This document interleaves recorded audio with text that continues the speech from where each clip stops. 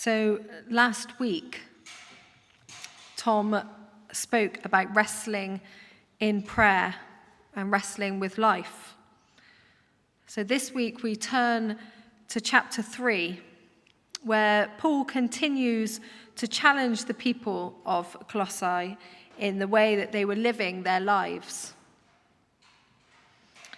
In Colossae, the people were creating what I like to call a pick and mix. Like you would if you went to a sweet shop. You would pick and choose your favorite sweets. And this is what was happening. They were creating a pick and mix religion made from all the different faiths and ideologies.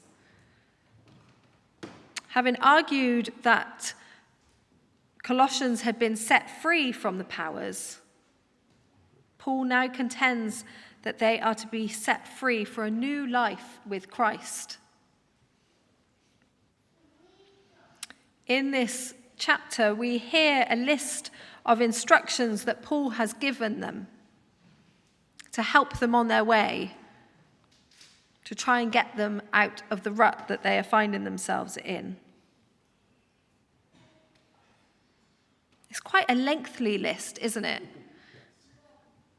It's not just a don't do this and don't do that. It's quite a lengthy list, and so much so that Paul actually puts it into two lists. So the first set of instructions of things not to do, Paul says to turn away from sexual immorality, to turn away from impurity and lust, from evil desires and from greed. And when you hear those, read so wonderfully by Ken, when you hear those things that we are called not to do, you can actually see how these things can get in the way, can't you? They can get in the way of everyday life. And Christianity demands that Christ's followers live worthily of him. If Christians behave no differently from their surrounding culture, they betray their calling and defame their faith. We all know what it's like to live in community and in a culture. And if you're around a culture for long enough, you start to develop those ways. You start to pick up those behaviors, and those behaviors then become normal, when in actual fact they're not normal at all, and they're not behaviors that we should be living our lives by. So Paul's focus in this letter is on culture. The culture that they had created had influenced the church. And in return, behaviors such as these were becoming normal.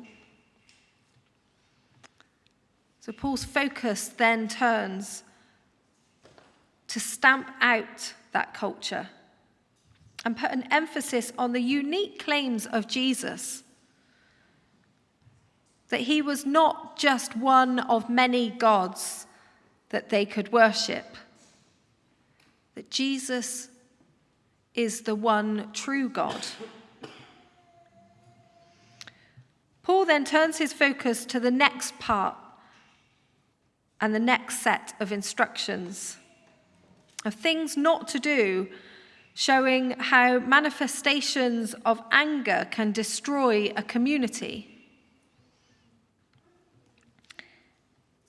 He tells them not to be angry, to turn away from anger, to turn away from rage, from malice, from slander, not to use filthy language.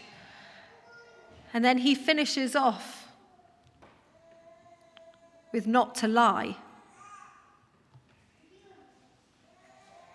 Now, lying in a community can cause all sorts of trouble. It can create anger, it can create rage, it can create malice, it can create slander, can create filthy language to come out of people's mouths, or by telling some lies. So I don't think it should go unnoticed that not to lie finishes this list. Because lying is rooted in the attempt to gain an advantage on others, to become more powerful than the person that you are speaking to. Such deceit of telling lies to each other reveals a lack of mutual trust. It undermines a community that we all have together, and it breeds anger among those people. So here we have a list of all the things that we are called not to do in life. But how do we do it? Where do we find our strength from not to do those things?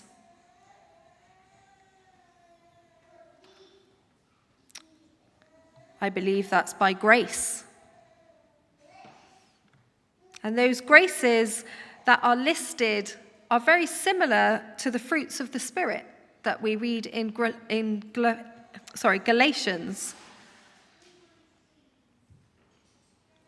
Paul tells them to clothe themselves in compassion, in kindness, in humility, gentleness, patience. He tells them to bear with one another, to forgive each other, to be peaceful with each other, be thankful for all that they have, and also to love each other. The most important thing. Now, all of this sounds easy, doesn't it? It all sounds easy. We could just do all of these things, and we can put our Christian halos on, and we can do all of these things, and everything will be just great. We can all live a very happy, faithful life. But what do we do when we struggle to do that? What do we do when things happen in our lives that make us angry? We're human. We have emotions. We have feelings. What if we have been really tested? What if we are upset and cross with people because they have shown those things on that second list of virtues to us or to the people that we love the most? What do we do when we see those things happening in our world and in our community?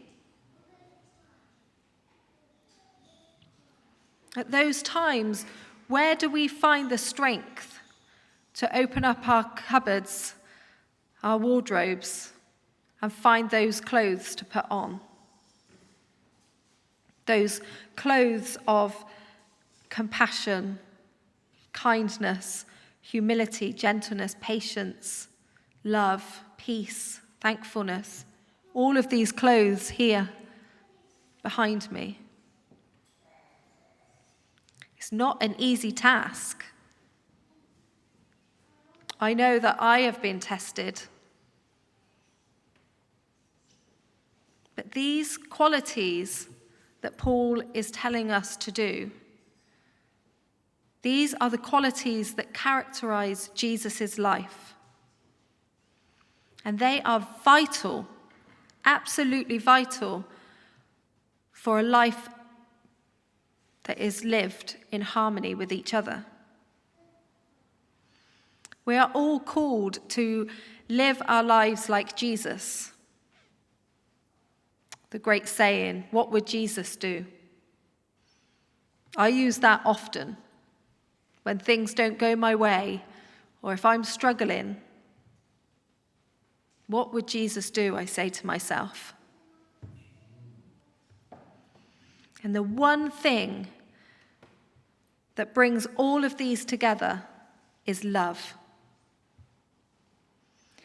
We cannot truly exhibit compassion and kindness and humility and gentleness and patience without love, because love is what binds it all together.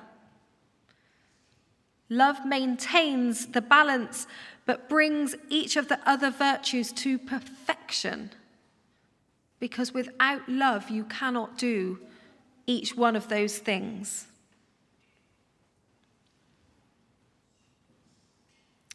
So if we truly love each other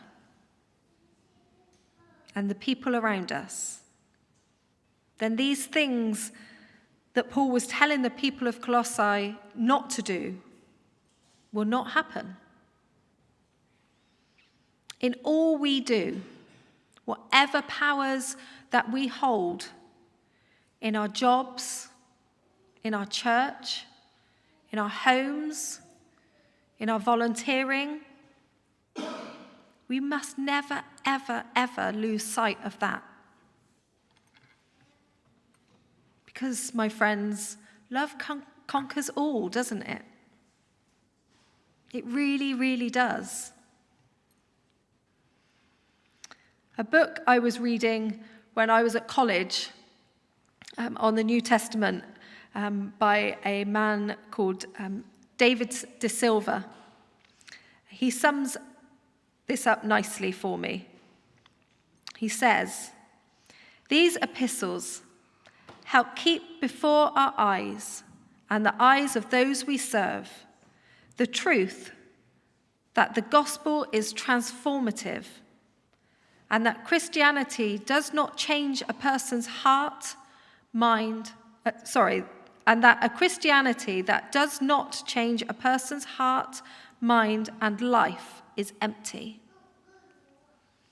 They call for fortitude as we face the truth about the passions and the values that drive us when Christ's model and God's desire are not in view. But they also encourage us with words about the light God shines on us, so that each step we may walk in his ways and delight in his will." So as we go out into our week this week, let's see how many items of clothing that we can put on. But we can put all of those on. But without the item of clothing of love, none of them will make sense. Amen.